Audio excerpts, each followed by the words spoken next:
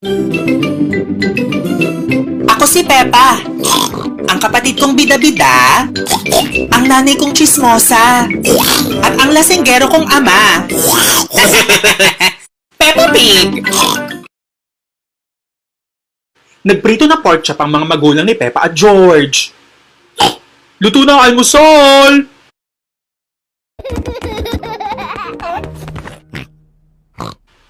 May polka dot sa mukha si Peppa. Inay, ang sama ng pakiramdam ko. Ay, Peppa, mukhang mamamatay ka na. Gago ka, Mami. Tawagan natin ang panot na oso. Hello, sino may sakit? Masama pakiramdam ni Peppa. Tinitigyawat siya.